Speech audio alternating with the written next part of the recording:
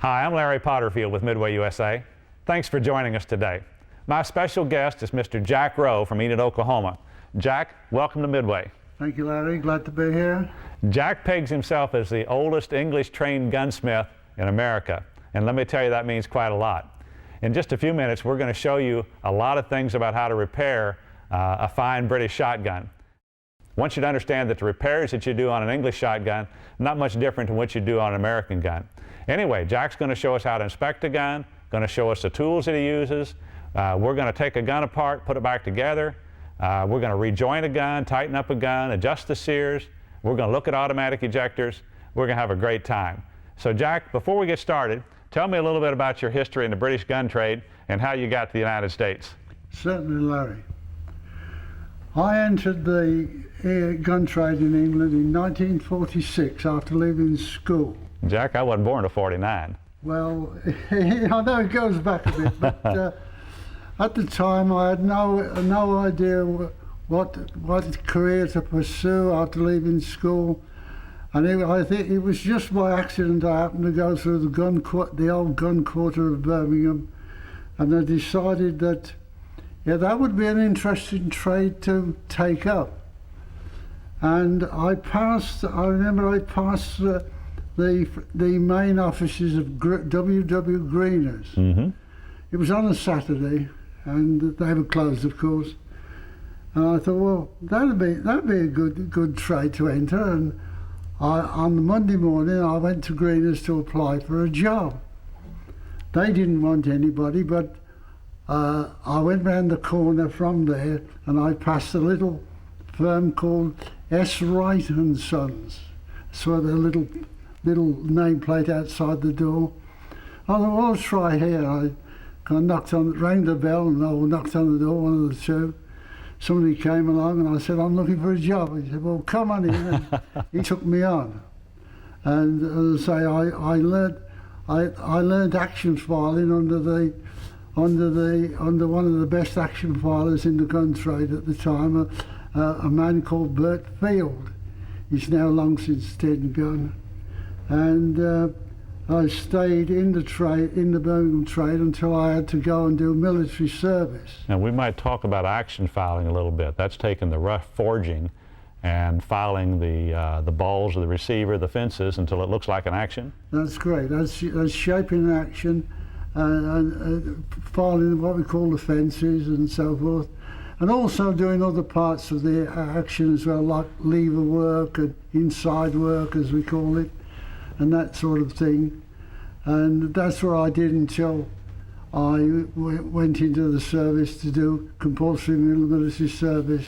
This is the British service. That's yes. Great. We had what was similar to your draft, you say. Yes, I've been there.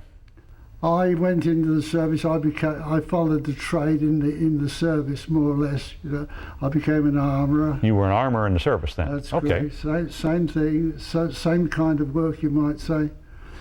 And I stayed in the British military for 12 years. Mm-hmm. When I left the military, I came back to the gun trade.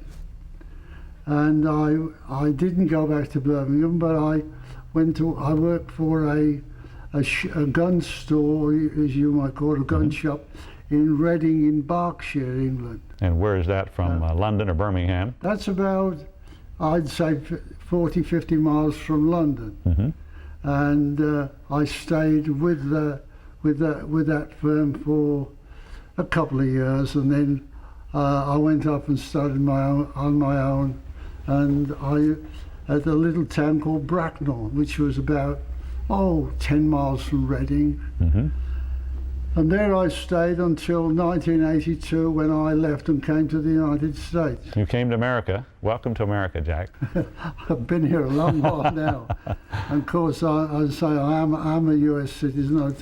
There's no point in living here if you're not a citizen. Did you move to Enid at that time? I moved to Enid because I'd previously been through Enid on a visit to the United States, mm-hmm. And I'd been on my second visit to Enid, Oklahoma. Of course, there is a well-known gun store there. Mm-hmm.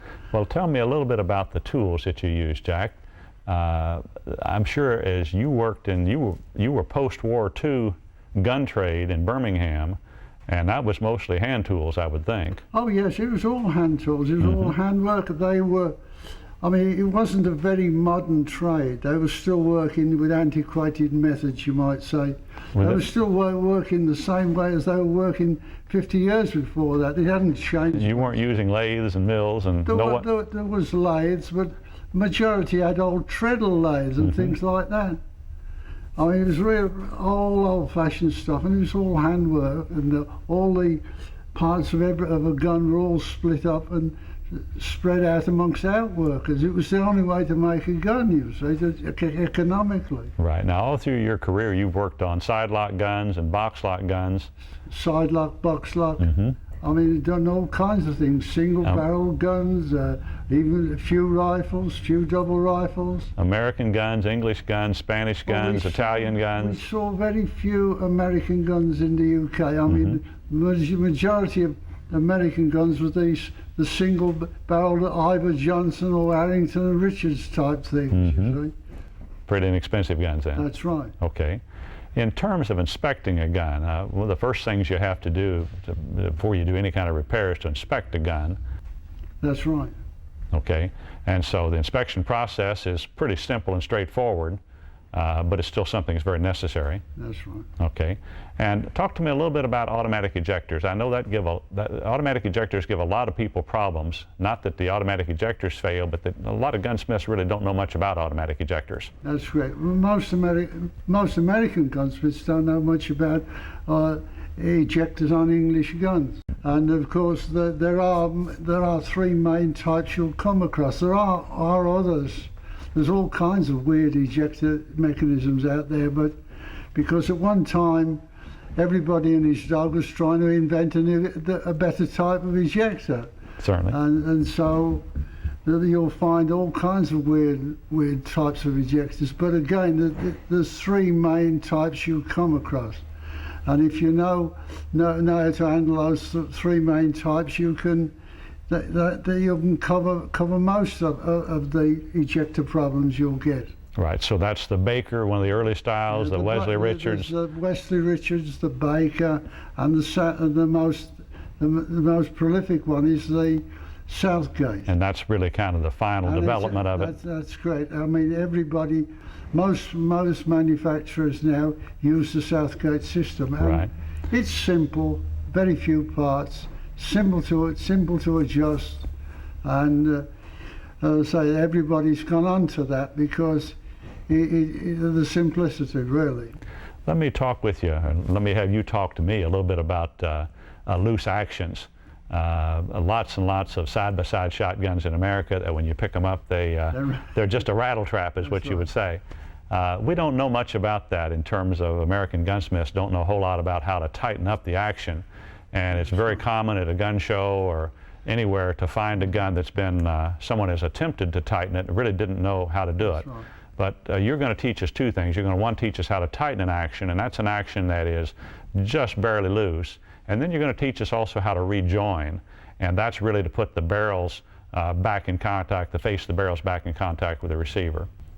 That's right, Larry. I intend to do that, and as I say, it's a vital thing because if you shoot with a gun that's loose, it's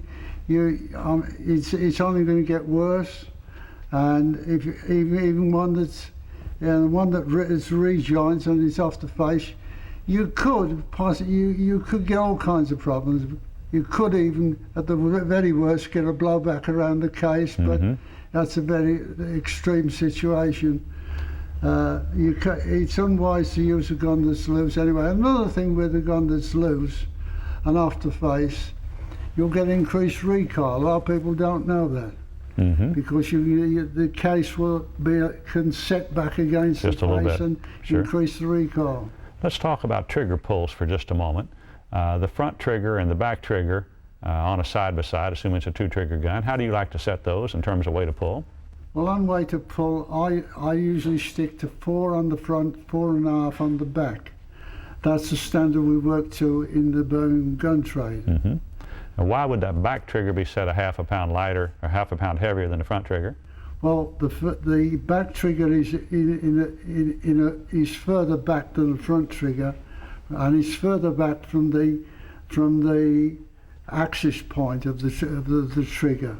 Therefore, you have more leverage on the back trigger than you do with the front. So, if you had them both the same weight, the rear one would seem lighter because you've got a different point of leverage. Right, it's all because of leverage. That's right, basically. But again, another theory is that you can, if you have the puller a little bit heavier than the front one, if you miss with the first shot, you can tend to deliberate more with the second one because you've got a more positive pull. Positive pull. Yeah. Let me talk about automatic ejectors just for a minute again and ask you a question about those.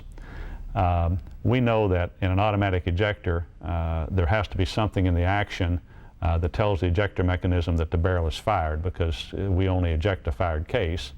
So when the hammer falls, something happens in the action that transmits a signal, if you would, to the ejector mechanism that says, hey, this barrel has been fired, kick this shell out. Then we know that they're in the ejector mechanism itself, which is typically in the fore end, that we're going to have a sear, or we're going to have some point over in there, as on a Southgate, that basically trips the ejector and lets it go. Tell me the biggest problems that you see with what people are, when people work on ejector systems, what they do wrong. I guess they work on the wrong part, or they try to adjust the wrong part. In a lot of cases, they've worked on the wrong part, and the connection between the two parts is lost. The connection between the ejector mechanism in the fore end and the action has been lost somewhere along the line. There has to be a connection between the action and the fore end, the mechanism in the fore end, either by a slide or a projection on the cock and lever to operate the ejection. There has to be a connection. When the connection is lost, probably halfway in between, through the wrong part being, wrong part being worked on or shortened, then you lose your ejection. Jack, there's one more thing I want to ask you about. I want to ask you about Damascus barrels. Now, you would have had a lot of experience with Damascus barrels through the years. Both the Birmingham and the London Proof House will reprove Damascus barrels. Tell me what experience you've had with Damascus barrels, good and bad.